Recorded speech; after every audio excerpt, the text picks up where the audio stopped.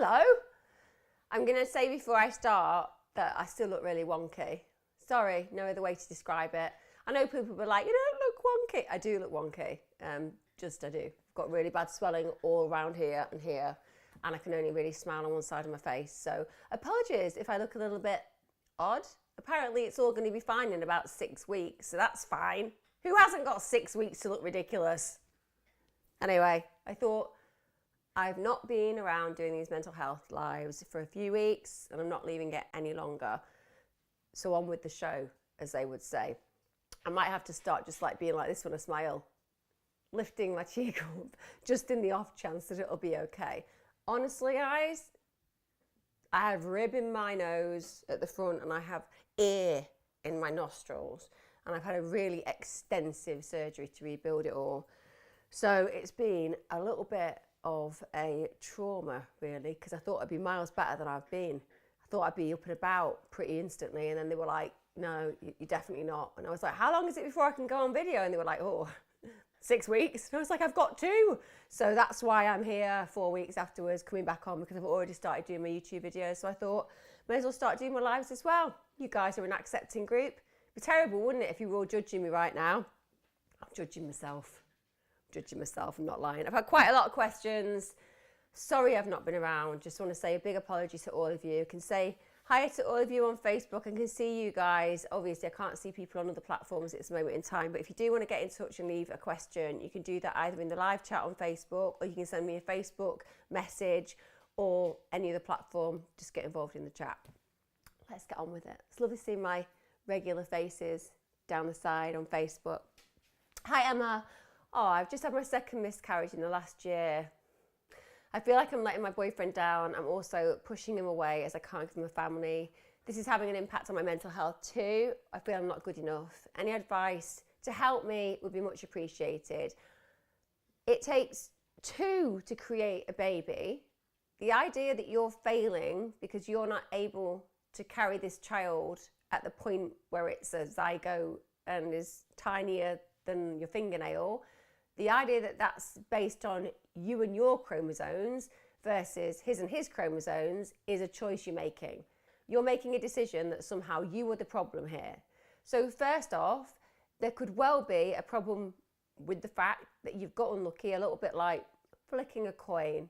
As somebody who's lost 5 babies, I can tell you that you have to be a bit pragmatic about the fact that sometimes we lose our babies. It's not pragmatic as a feeling.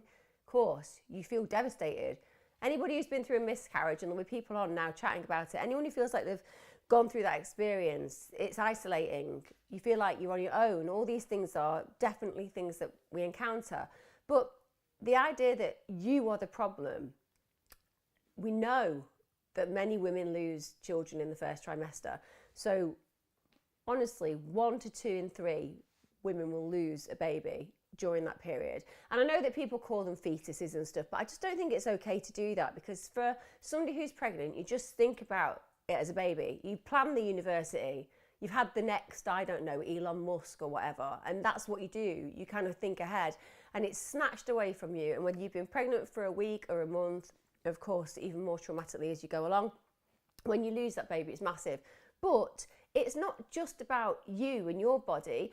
Often, like it or otherwise, like I said, toss of a coin, you get unfortunate and you get the chromosomes connecting, and as they start to form, there are problems with it, and the consequence is that the body rejects it, and that's terrible. But it doesn't mean that it's your problem. It could just be one of those issues with that particular connection. If it is, though, let's just put it down the line. If you're like me and you can't get pregnant naturally, that's what some women have to face. And some men have to face it when it comes down to their own fertility. And it's hard because you'll look around, and it's a bit like when you buy a car and you buy a red car, and every bloody person's got a red car. And it's not that they have, it's just because you notice it. When you lose a baby, you're noticing all the time all the pregnant women around you, and you think, how is it so easy for them and so difficult for me? And sometimes you have to come to terms with that, but it feels like you are way too early to be making those choices, because you've only in a situation where you've got pregnant twice, you've sadly lost both of those babies, but even on the NHS, they don't really look at you till you've lost 3, which I don't understand why, but that's the way it works. So it could be that just there has been an issue with those 2 first early pregnancies. The third one, you may just whiz by. If you want to get some investigation done, you might want to look at your hormone levels. So you could either pay privately or go and speak to your GP about that and say, you want to have those hormones checked out. Are you creating the right amount of progesterone, for example? The brilliant thing about you is that you can get pregnant. And I think that we underestimate that. There are lots of people who just genuinely can't even fall pregnant without help. You can. It's not great that you've got to feel these horrible feelings of grief. Nobody deserves that. It's awful when you're ultimately meant to be celebrating how amazing it is that you and your partner are going to become parents. The pushing him away is not going to help either of you, is it?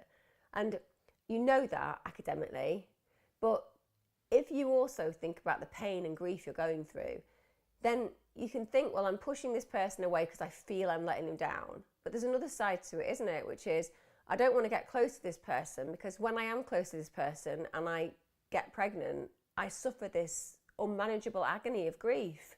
So by rejecting him to some degree, on one level, yes, it's pushing him away because you don't want to let him down on one level, but it's also pushing him away to save you, having to go through this agony. And that speaks to the grief process and your ability to actually take a step back and be like, it's okay to feel this pain because this pain is very much a connection to the baby that I've lost and the babies that I've lost. And that's powerful. And you want to keep hold of that to some degree. But also, it's a defense mechanism now. It's a, how do I prevent myself from going through this experience again? Okay, well, I'll just push him away. So what you want to do is you want to meet that feeling and push through it and be like, okay, so I feel like I want to push him away, but actually the prompt is that I'm feeling scared. I need to bring him closer. This is not a one-person journey. Parenting is a 2-person journey. He needs to be involved. The more you involve him in this, the more you talk about those feelings, the more you acknowledge the loss of your babies, and the more you recognize that even though it's happened to you statistically twice and that makes it feel like impossibly challenging, you are not alone. And that's not to minimize your pain. It's to help you see that there are lots of people out there with rainbow babies, and they have rainbow babies because of loss. And so you should go online, look at forums like Channel Mum, Tommy's, all these different places where you can kind of have a chat with other mums who've been through that situation. Because albeit that you didn't actually give birth to a child, you still became a mum when you were pregnant. And so you're dealing with baby loss. And again, I don't think a lot of people who've had miscarriages, when they haven't got kids, feel like they have a right to place themselves in that position, but you absolutely have a right to do that. So by owning that, that can make it just feel a little bit more real as far as acknowledging the weight and gravity of your loss. But stay in contact, because I promise you, if you stop pushing him away and you start working together on this, in time you're going to achieve what you want, which is to be a parent. I recently had a smear test. The results show that I have the HPV virus. I'm so upset as I've only had 4 partners, one of which is my upset. I don't know, one of which is maybe it's your current partner, it says upset. It's so upsetting as it's really triggered my OCD. I was sexually assaulted by a previous partner and I'm convinced this is him leaving another lasting mark on me. I feel so dirty and ashamed. I'm also so frightened that this HPV virus will cause me problems in the future. My GP hasn't been particularly reassuring about this. How can I come to terms with this? You didn't cause this. A partner may not even have known, for example, that they were in a situation where this was going to become an issue. I'm not trying to deny that that's possible. I'm not trying to pretend that there may not have been somebody with that awareness, but genuinely, a lot of people walk around not even realizing these kind of things. And to think that you then equate that with domestic abuse, I get it. Because when you've been abused in a relationship before, at the end of the day, you're going to be somebody who thinks, well, is this another way of harming me? Is this another indelible mark to some degree that leaves me in a situation where my body has been violated? And that's to some degree a separate issue because of the emotional, psychological context versus the, oh God, what am I facing on a physical level? And how do I manage this situation? It's as simple as that. So I guess that one of the things that you need to do is to go back to your GP or change your GP or speak to somebody who can actually have a conversation with you about this in a way that won't leave you feeling like you've not had your questions answered. I mean, not being funny, but GPs can often not be the most reassuring people. It happens all the time. It's happened so often when you're in a situation with a GP that they don't necessarily have the breadth of knowledge. So the consequences, you walk away thinking, I don't really know what happened there, and I don't really know why that person hasn't just sent me out with all this information. You might get a leaflet, but it's a common issue. And if you've got an STI clinic, for example, they'll probably be able to give you far more information. They're confidential. You can just turn up. You don't have to stress too much about it because lots of people in there are all going through and feeling the same. The other side of it is that you're in a scenario now where you know that there are these emotional scars that you carry. You've been in a situation where you felt abused in a relationship, and that's probably where you need to spend some time exploring. It's those traumatic experiences that you've had with ex-partners, because you're seeing yourself as, well, no, you're not dirty. You've done nothing shame. You had sex. Yes, we know that HPV is through sex, but everyone has, you exist because of sex. No one has a right to judge you for just being human. And okay, you've become unlucky to some degree in the fact that you've had to confront this, but so have millions. Again, not minimizing your feeling, just normalizing it. To feel dirty or ashamed, they're emotional links as opposed to a physical experience of sexual engagement. The emotional links are what are problematic here. So if you're assuming that you're dirty and shameful, those feelings are usually provoked through abusive terminology, through experiences of feeling less than or made to feel worthless around sexual behaviours and so on and so forth. So arguably, instead of shying from this and feeling that you have to be afraid of acknowledging this and feeling some level of sting in the tail because you don't think that you are perfect anymore because of this particular issue, when you turn that on its head and be like, yeah, I'm just like so many other people around, and the reality is that this is something that is unfortunate, but it's common. And arguably, you want to think about your long-term health. I appreciate that because of the virus and links to other things. You know, we all appreciate that there are potential issues around the big C, etc. But that's why doctors are really important, and the chance of that occurring is tiny. So it's much more important to go, okay, this is what I know now. I think somebody's going to fall through the roof if you just heard a bang then. This is what I know now. How do I educate myself? How do I equip myself? And how do I move forward with this? And if your GP is not giving you the right kind of advice and knowledge, okay, that's fine. So there'll be somebody else who will. But try not to let this get you down. So many of us are walking around with so many things that are less than perfect about our experience on a health level. It doesn't decline our worth unless we let it decline our worth. Adam, you're saying that you're feeling suicidal right now. So on one level, what I'd say to you is, if you feel scared that you might do something like that, we're really happy to call an ambulance for you. Genuinely. So all you need to do is to get in touch with me on Facebook, put it into the messages on my Facebook page, and we'll call an ambulance for you. So never feel like that's not a possibility. Realistically, if you feel that you are at risk and that something might happen because you're finding dealing with these feelings very unmanageable, then let us help to manage them. Sometimes it can be really helpful to just acknowledge that we don't know what else to do and to ask for the help that we need. So that'd be one thing that I'd suggest. So that's open. Just let me know if that's the case and we'll call somebody for you. Secondly, often I say to people who feel suicidal that when you get to that point, you're often focusing on you being the issue. So if I kill myself, then I eradicate the issue. But actually, it's not you that's the problem. It's the life that you're living in this moment. So I often say to people, when you have those feelings, it's provoking a need to check the life you're living, because maybe you need to kill the things around you, not the people obviously, but the activities, the job, all of those things that really get to you potentially, and to rethink your world. So to reinvent yourself. And the reason I say that is when people feel really suicidal, I've said this on this channel many times, you can get to a point where you think to yourself, God, there's just no point, it's never going to be any better. Nothing is ever going to change. There's never going to be a life that makes me feel fulfilled. And it's like, well, unless you tried all those lives, you don't really get to say that. I'm quite hardcore on that point because I'm a daughter of suicide, and I don't want anybody to ever be in a scenario where literally they feel that they're not important enough, when that they feel that they won't have meaning when people actually kill themselves, and it leaves such a gap, such a wound. Is that something else that's come in? No, it's a different one. So what I would say is, look at how you can change some of the things ultimately that's going on. You can pivot your life.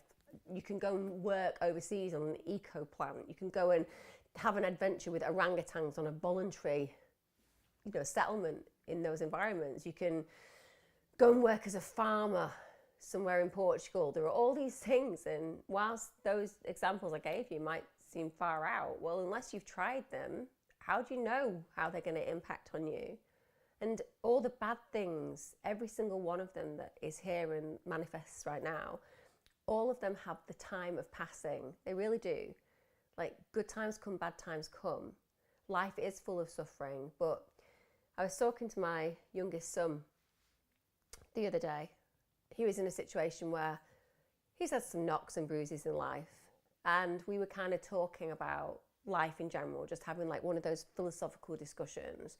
And I was saying that one of the perceptions that I've made about life and living that I find really useful, in moments of crisis or in moments of struggle, is to actually think about, even though there is so much pain and suffering and struggling in life, in everybody's life, even people who are billionaires and seem to have incredible lives, they still suffer in certain ways. Externally you can look in and imagine that their life will be perfect. But every single human being, we lose people that we love. We make big mistakes in areas of judgments. We feel levels of shame and sadness. We go through inescapably painful losses.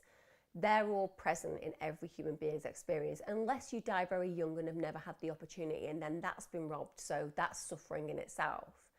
But when you start tracking back and thinking, okay, well, I can see it that way, or actually I can imagine that out of the trillions of sperm that got wasted, and let's be honest guys, there's a lot of sperm wasted before that baby gets born, you get to be that sperm. So you had to beat the odds. I mean, the odds of being that sperm are just unbelievably rare. I mean, the Euro Millions is nothing on being the sperm that actually meets the egg, that then actually gets to grow into a healthy human, that then gets born and then gets born in the UK, which is, to all intents and purposes, no matter how challenging things are at times, is still probably one of the most brilliant places to be born. And then you've got the adventure of life, and it's full of pain and suffering and beauty and joy and confusion. And at times we get lost. They're all those things, they're real, but you're here. You got to see what none of those billions of other possibilities got to see. You got it. And we don't look at things that way. For some reason, we have this perspective and perception of, when I'm in pain, I'm doing something wrong. And it's like, no. When you're in pain, you're learning, you're growing, you're changing. And if you listen to what the pain's teaching you, if you really, really hone in and are like, okay, what are you here for? Why are you here? And then it's like, because I hate my job. It's like, okay, that sounds like a really important lesson. Or I'm really not happy in this relationship. That's a really important lesson. Or I really feel lonely. It's a really important lesson. Every single bit of that pain, it's not there to beat you up. It's not there to hurt you, to harm you. Quite the contrary. It's there to inform you. It's always there to lead to healing. So I can't stop you taking actions that I feel would be regrettable, but I can help you to pivot your vision to a position where maybe you can think, okay, maybe I do need somebody to ring me an ambulance, or maybe I just need to acknowledge that really don't like this life that I'm living right now. I'm going to change it. And that might cost me relationships. It might cost me financially. It might cost so many of the things that I thought I needed and wanted. But if it leads me ultimately to the breathtaking opportunity of really living fully, unapologetically, just being me, then it's worth every single moment, even when the moment feels agonizing. That would be my advice. And I don't underestimate people who are suicidal or feel that when somebody says what you just said, that you're not serious. But what I'm saying is, well, what do you do with that moment? Suicide is a very permanent solution to a temporary issue that can change. And also, I believe that consciousness continues, so I don't believe that it ends anyway. That's my personal bias potentially, but I think there are better ways of managing this pain than ending it, at least as far as you're concerned, ending it in this moment. And we'd love to help you, so let me know if you need that. Loads of love to you as well, and I'm sure that a lot of people will be just reinforcing the fact that you have really important meaning in this world, as does everybody who's on here right now. I lost my dad when I was 23. I'm 55 now and haven't really gotten over it. I've had a few disastrous relationships, but I just get it. I'm in love with my partner, but I'm just not getting things right. I've had a few disastrous relationships, but I just get it right. Let me just read that again. I just don't get it right. Is that what it is? Let me just break that down again so I think more clearly. I lost my dad when I was 23. I'm really sorry you were 23. That's very young to lose a parent. Very confusing as well, because you're just going through being a young person to a young adult, which is full of responsibility. And you think you know everything because you're growing up. But actually, the reality, when you're 55, which you are now, you look back and you're like, I knew very little and I need my anchors. And your anchors, of course, are people like your parents. You're 55 now and you haven't gotten over it. You've had disastrous relationships, but I just don't get it right. I'm in love with my partner, but I feel I'm just not getting things right. It's brilliant that you feel in love with your partner, so put that into a really positive place. If you were saying to me, I'm in another disastrous relationship, I don't love my partner, I'm stuck, well, that would be different. But you're saying, I love my partner, I'm just not getting things right. Now, there are two ways of breaking that down, because again, I don't have the expansive situation that we'd have if we were talking therapeutically. So if you were saying to me, but I just don't think I'm getting things right because they are making you feel like you're not getting things right. So maybe you're in a relationship where the person is constantly setting goals for you or criticizing you and making you feel like you're not achieving, and then being blameful or negative towards you. Well, that's something we'd be worried about. So I'm just bringing that in just in case there's a possibility of interpreting it that way. Because if that's the case, well, that's not on you, that's on them. And that could then play into that system where you feel that sometimes you get into relationships with men that are less than perfect. And when they break down, you reflect on that and are like, oh, I shouldn't have accepted that, which clearly you felt in your past relationships. However, if that isn't the case and you're saying that you're second guessing and questioning yourself in this relationship, even though you love your partner, well, arguably, when we had a primary carer, a role model, a father that we love, and then we lose them, understandably, we will always hold them, if it was a good relationship, in an iconic position. So there's a lot for people to live up to when we lose a parent who we adore. And we also want to try to recreate a relationship that had ultimate meaning. And a lot of us do this in life. We look for the person that made us feel most safe. On one level, that means that we can often set ourselves up for great failure, because it's really hard for a partner to ever truly make us feel as safe as a truly loving parent. I'm not saying if you've had a less than perfect relationship with a parent that you can't absolutely match it in a partner and beat it. You can. But I'm saying if you had a truly good parent, like a truly loving parent who answered your needs, made you feel safe, told you that things would be all right when the storm would pass, and that they would ensure that when that storm passed, they would gather together all the broken pieces and put it back together. then when you lose them, it is crippling for a while.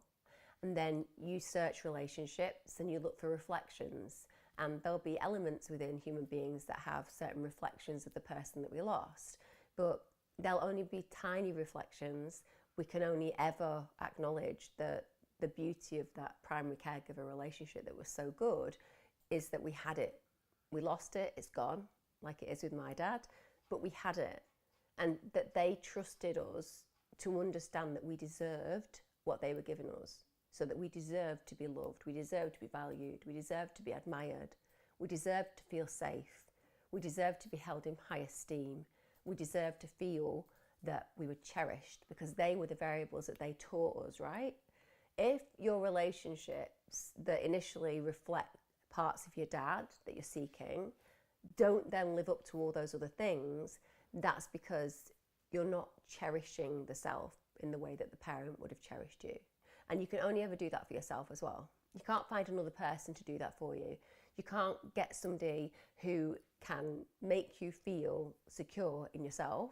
You have to do that work for yourself, which is really frustrating because everybody wants somebody else to be able to solve their problems. It makes perfect sense because when you're a kid, if you've got a good parent, it's kind of what they do, for quite a long time.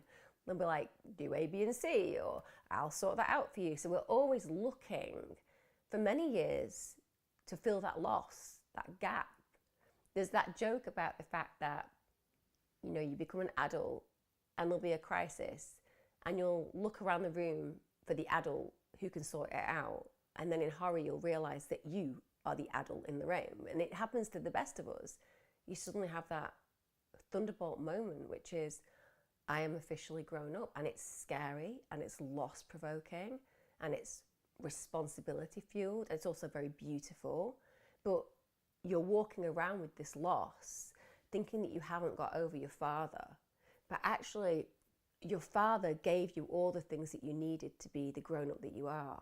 The bit that is missing is the bit of you potentially that you haven't quite found yet.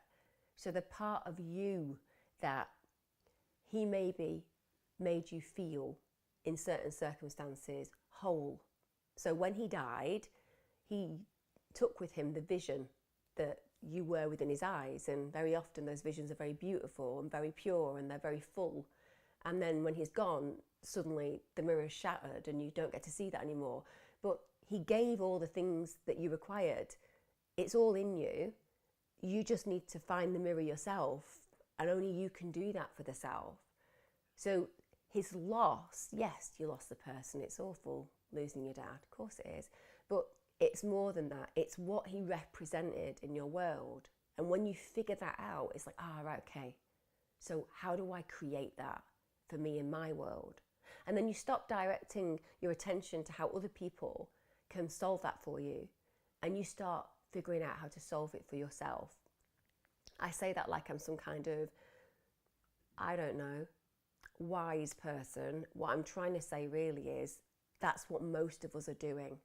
Most of us who've endured losses or who've had difficult childhoods as well, we're walking around with a wound, and we think that we can get somebody else to heal the wound, but actually we have all the scar tissue that's required within ourselves.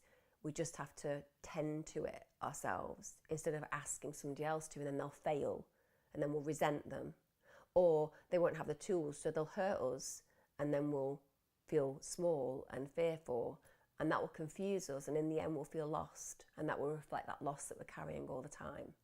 So we have to detach ourselves from the requirements of others and the desire for others to fix it, and really settle with the soothing of the self. Like I said, it doesn't accommodate the change that's required for you to go, oh, I'm just going to get over my dad now, I get that. But it's just to acknowledge that that wound, it's not the death of your father. You've had many years to accommodate that to some degree. It's what he represented in the way that he made you feel. And it's that transaction that's been lost. But he gave it you, it's there. Sit down, think about what he'd say to you. Think about how he made you feel, because they're your keys to unlocking what you need to do to make yourself really connect with that again, and to soothe yourself in that respect. And we should all do that regularly when we feel those losses. Hi, Emma. My son started a new school today. It was his choice as we've moved area, and he wanted to move to make friends where he lives. Sensible boy, which I was extremely proud of, as changing school is such a big deal.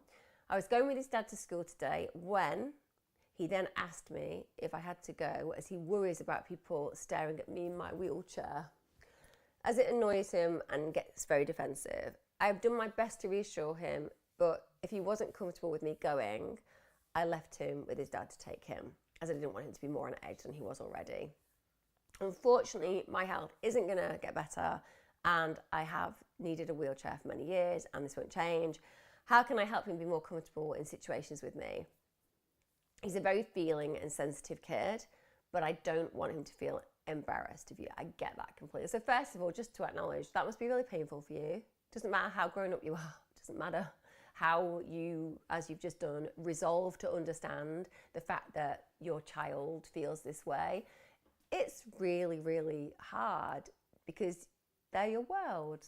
And then all of a sudden, they're struggling with letting you be fully in their world because of their own personal dilemmas and their own foibles about what's acceptable and unacceptable, perceptions of others, and so on and so forth. So good job on the fact that you didn't push him and be like, look, I'm coming to school with you.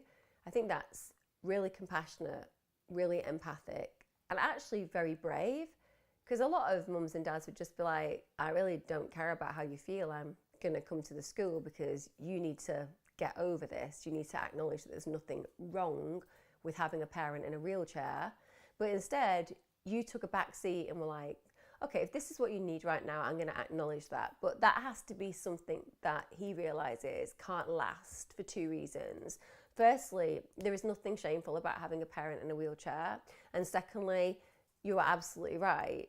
You need to be seen as the full human being that you are. You live in an ableist world with a situation where you have a disability. That's hard enough. You don't need to bring your child up to believe that for a long period of time, him separating himself from you is going to be an acceptable way of managing it for himself and for his own feelings, because we want to build key resilience in our kids and help them to accept difference. There'll be kids in school who have disabilities. Equally, we all know what it's like on our first day at school. I held my hand with my last boy, my youngest boy, for a very long time, and I can still remember the day that he didn't want to hold my hand anymore. So it's a normal coming to sense-wise for kids to see that you are suddenly a parent who is a bit of a flappy appendage that they don't necessarily want around all the time because you're a bit embarrassing. That is also very normal. So arguably, he's going through that sense of, I want to be seen as an independent person. Mum's in a wheelchair on my first day at school. It's going to draw attention to me. I don't really want attention drawn to me. So even though we're looking at you in that moment seeming to be the picture of possibility as to why he rejected you coming with him all the way, I think the truth is he was just so self-conscious that it's his first day and he's freaking out about how are people going to perceive him anyway. And then he's thinking about entering that space with you. People are going to look, because you know what people are like. People just look at people per se. If you're a little bit different, people just stare. It's not even that they're staring for any other reason than they're just noticing. But for him, it would be like hyper overwhelming. But now is the time to be like, okay, maybe for the first few days, he acknowledges that you hang back. But then once he's adapted, got a few friends, started to feel like he's got a space and place of his own, that's when you move in. So don't let him feel that you are somebody who's just going to abide by his wishes by not entertaining that space. You need to show him that you are awesome, exactly as you are, because that's going to teach him that other people can be awesome exactly as they are. But I think what today was about, if I'm really honest, is that typical, I don't want anyone to notice me. Until I've got mates, I don't want anyone to see me. So he wanted that invisibility cloak, and you caused some visibility that he didn't need to have and feel on his first day in his head. So just give it some time as well. I think in probably a week or so, you won't be having this story or telling this kind of narrative about where he is and how he feels. He'll get used to it. Hi, 3 months ago, I tried to take my life after struggling with being sexually abused when I was 15 and my mum not believing I had no one to turn to. I messaged into the clinic a few months ago asking for help from Emma. I just want to say thank you, Emma, and your cyber family from the bottom of my heart for helping me realise that I am worth far more than my past. I've also cut communication with my mum and friends who didn't believe me. I'm in such a better place. Thank you to Emma. Much love and big hugs. Back at you. That's very, very brave to cut toxic people out of your life. And I do not underestimate for 1 minute saying goodbye to your mum, at least at this moment in time, would be incredibly scary and upsetting and hard. And I also just want to reiterate to anybody who's ever been sexually molested and abused that it is not on you to prove yourself to the people who don't believe you. It is not on you. That's their failing, their failure, their inability to understand that these kind of things occur and occur often. And it's not your job to try to prove that you're telling the truth. Just knowing your truth is what is the most important thing, and to act on that as well, to know that even if somebody is pretending that you must have been somebody who caused it, or saying that they don't believe you, all those horrible things that go along with confiding in people about sexual abuse, you just need to know exactly your reality. No one else is. And to walk away from those and make it difficult for you, at least at the onset, without a doubt. And I'm glad that you're doing well. I'm glad your life is working out, because that's what a survivor is. You know, we don't want to live our lives as a victim. We always want to become survivors in the long term. So you're amazing. And thank you so much for saying those nice things. But honestly, my words can do nothing without your actions. So you've created the change for yourself. It's your bravery and courage that's made the difference, not me. But thank you. I will nonetheless accept by proxy your progress. Thank you. And thanks for sharing me and keeping contact with me about that. I'm going through a bit of a grieving process at the moment as I'm becoming physically less able. I have arthritis and chronic pain. My partner and friends are really amazing, but my mum has said something this week that really annoyed me. She asked if I really needed my walking stick on a full day out.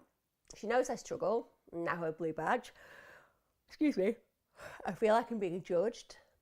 Am I just being daft? Today I did a big shop on my own, but I'm all out of spoons now and in pain. Sorry, but I like that saying. I'm all out of spoons now. I'm imagining that's sorts, unless spoons is actually a saying, in which case I take it back. It could be I'm all out of spoons now, which I'd love, but I think all out of sorts might be more in context with what we're talking about. No, you're not being daft. What is it about people? In our therapy training, after I did my psychology degree, and I went on to train in therapeutic paradigms, different ones, but the first one I ever did, the advanced diploma, I can still remember one of the kind of jokey role plays that we did was all about when somebody was talking to you about their problems, and of course, you know, like being the worst kind of therapist you could ever be, the person would tell you how they felt, and then you'd be like, oh, you think you're having a bad time? Listen to my problems, you know, that kind of thing. We all got people who are in our lives like that, haven't we? People who you tell them something really challenging about your experience, you know, really real and something that you're struggling with, and they're like, okay, yeah, well, you know what happened to me today? And it's that you just haven't heard it. And it's the same, ironically, when it comes down to competitive stakes in the way that certain people literally approach illness.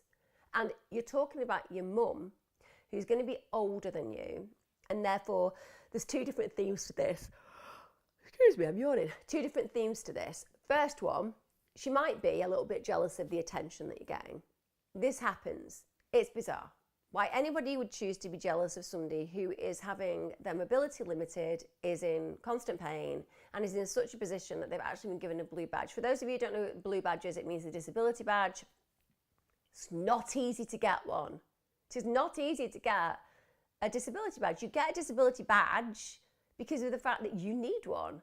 It means that your mobility is impacted. You have to reach certain levels. Believe me, I know it very, very well because my mum has one, and it's very hard to get them and even to maintain them. They constantly check every few years whether you still are as disabled as you were.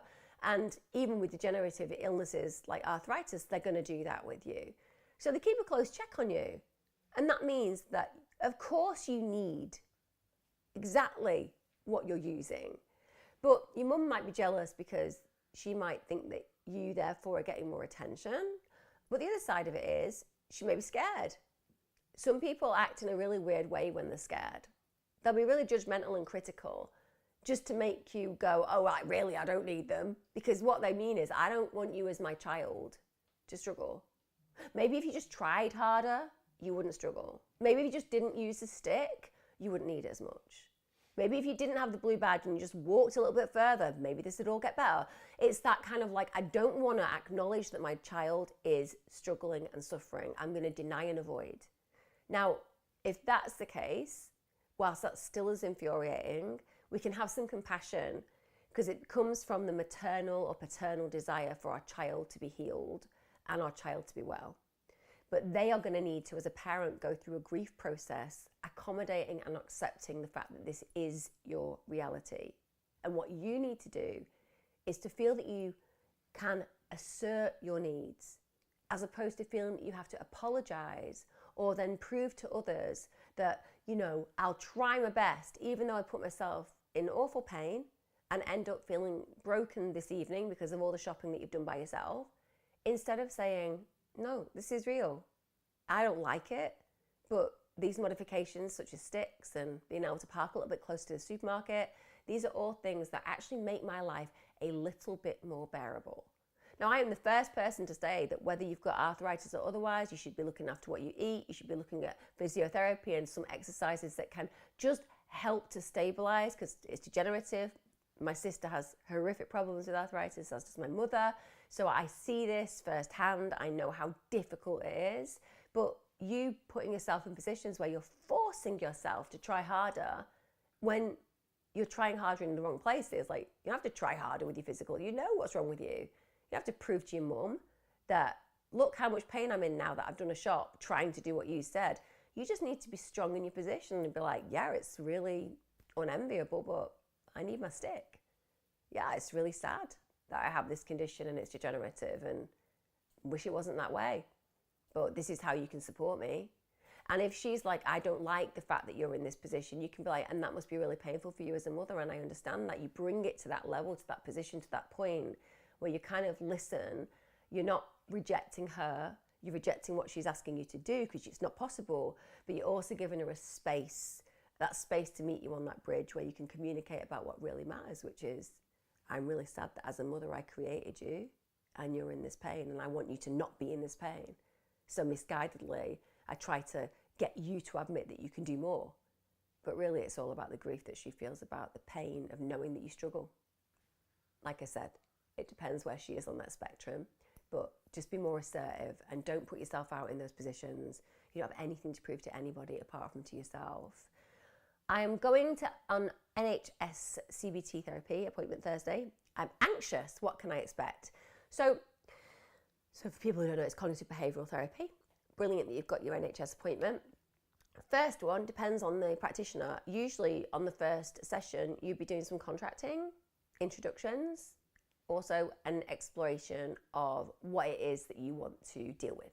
I would say that will probably be all you need to think about on the first session. You're not going to kind of be walking in and be like, right, let's look at your attitudes and behaviours and consequences and let's think about what your mindset is. And no, you can't talk about the past and all of the things that people expect can happen in therapy, particularly CBT. What you're going to get is an opportunity to sit down, probably fill in some forms, do some contracting, explore what it is that you hope to achieve, and then that will probably be the end of your first session.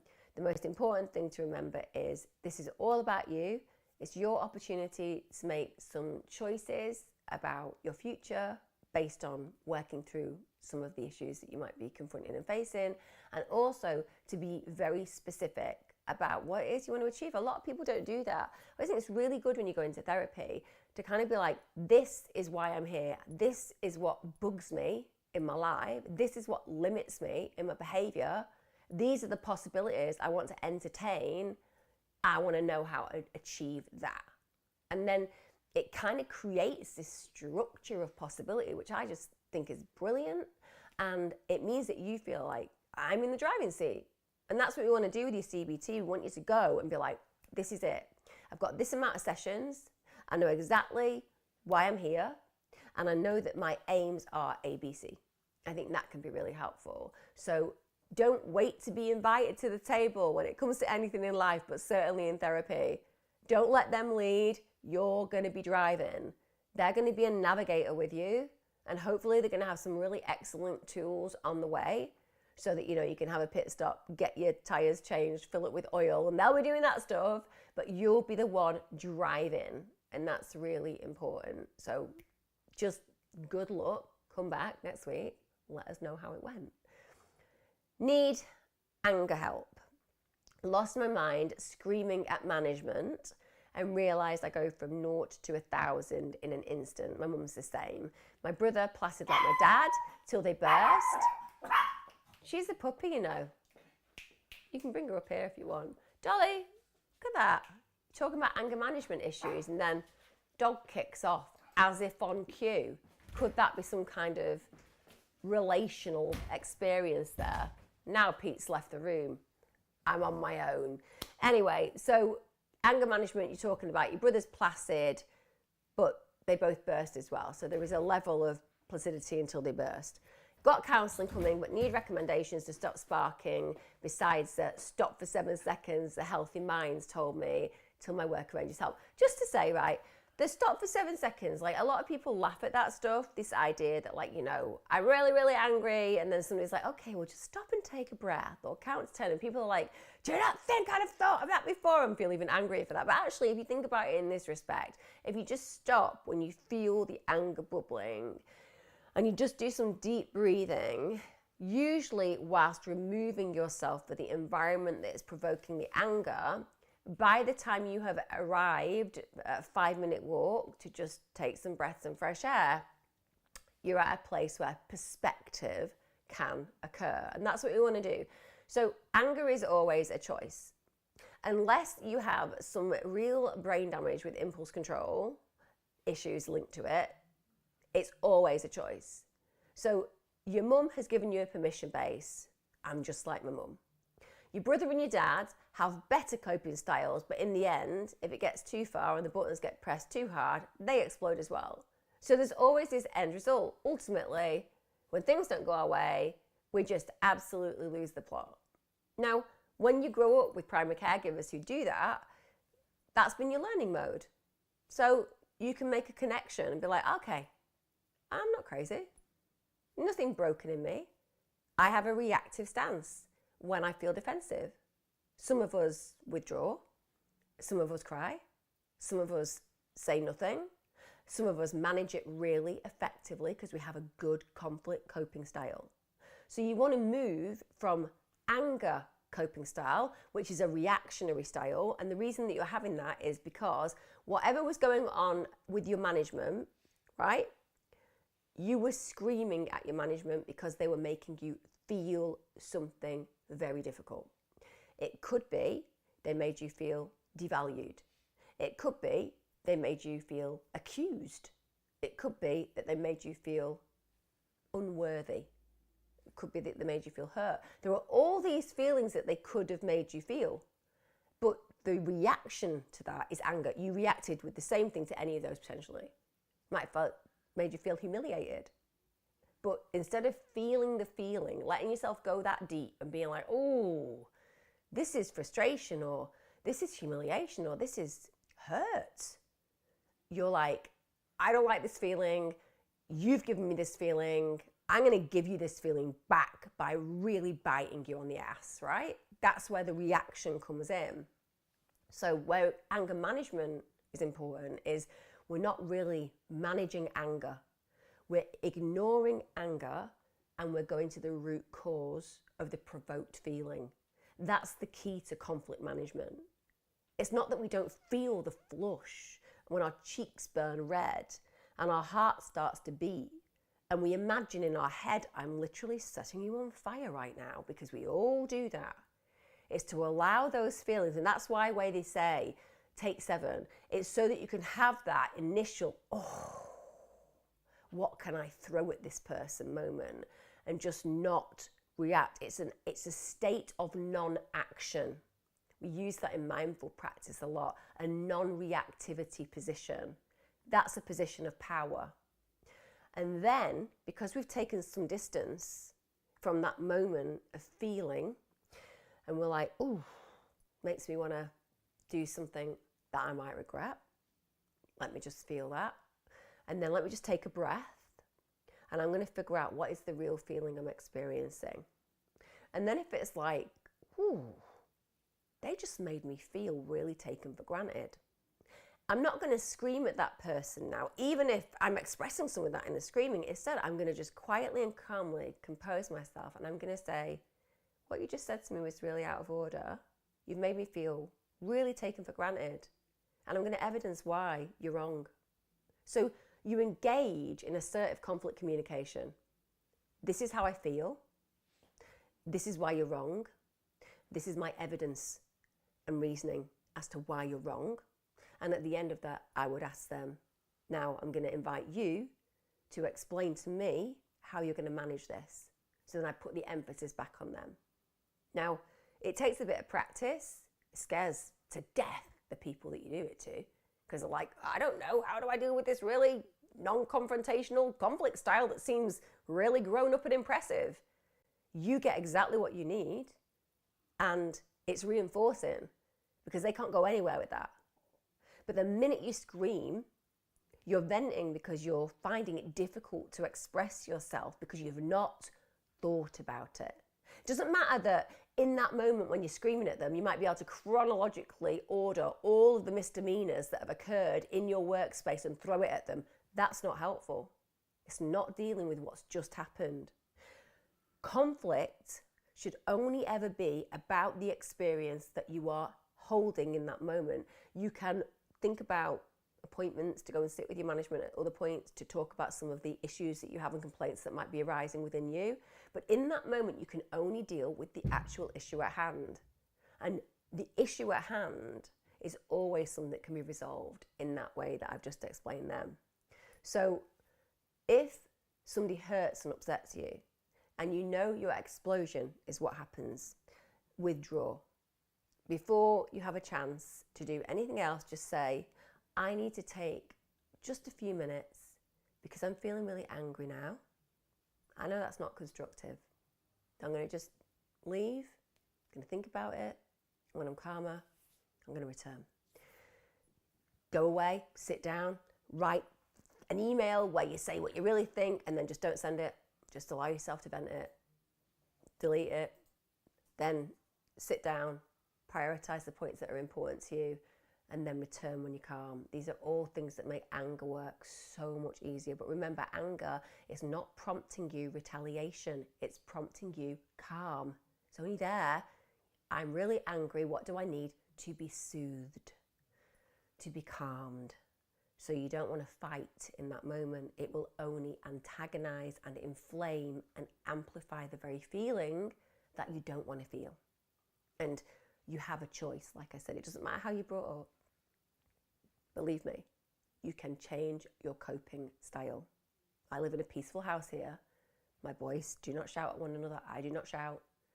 I grew up in a household where neighbours did say that they could hear me down the road. Well, at least Mum said that. I'm not saying that I had any evidence, but she did give me names like Norman down the road could apparently hear me. So you can change your coping style, and it's empowering to do so.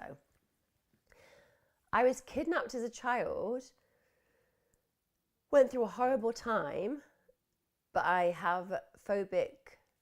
now phobic to motorwaves, travel, cars, roads. Please help me how to get over this phobia as I can't travel. I'm stuck. So you need some trauma therapy.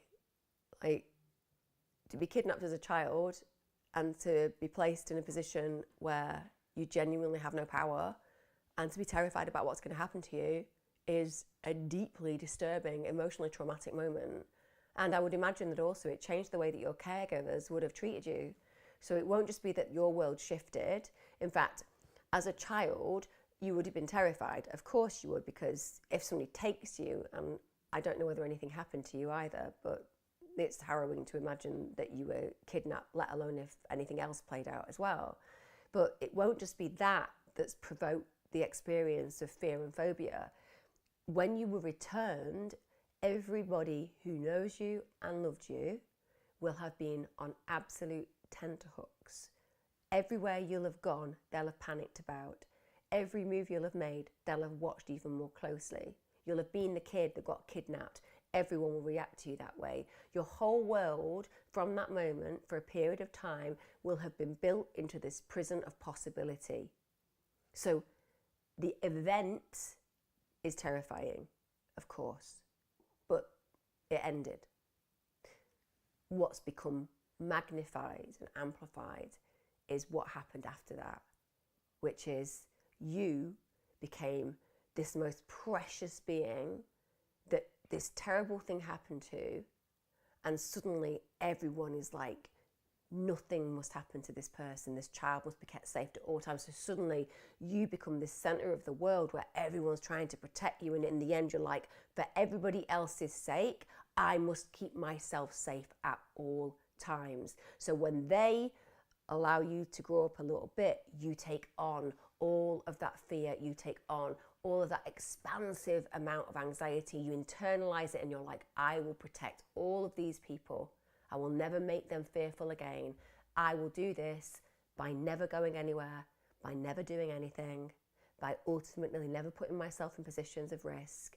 And that way, I will never ever cause these people the worry that they experienced, and I will never ever be a victim of circumstance ever again. You can imagine, can't you, how enormous the collateral volume of fear there was after you arrived back from being kidnapped. And just think about how you've internalized all of that. And of course, how you move through it is to go, I'm not a child anymore. I can't protect everybody else's feelings. I have to live my life fully and freely. And I have to accept it comes with risk. And I have to start basically slowly and surely exposing myself to things that I am fearful of. I would say that exposure therapy would be amazing for you. I think your GP should have already put you through this. Trauma therapy like EMDR, particularly based on the actual kidnapping itself. Schema therapy, because I think there's probably some confusion about the child you and the adult you. All of these are possibilities, but the biggest thing of all is to be like, okay, that makes sense. I've stopped anybody else being afraid of my possibility of being harmed by doing nothing. I've built that in. And it's time to stop protecting the world around you. And it's time to start allowing yourself to live fully and freely, little by little, and with some professional help, I would say. I hope that's helped. Guys, I will see you again next week. God, I hope I can smile more next week. I don't half look weird at the moment, but let's hope the swelling goes down. I'm massaging my nose like I'm meant to. Who knows? It's not even a pun. It's not literally real. Who knows? So tired of them being like, Emma, you've got loads of swelling. Just deal with it. It's like, you try not being able to smile for a while. All I do is smile. It's what I do. It's my trademark. Anyway, take care. Hope it's been useful. See you again next week.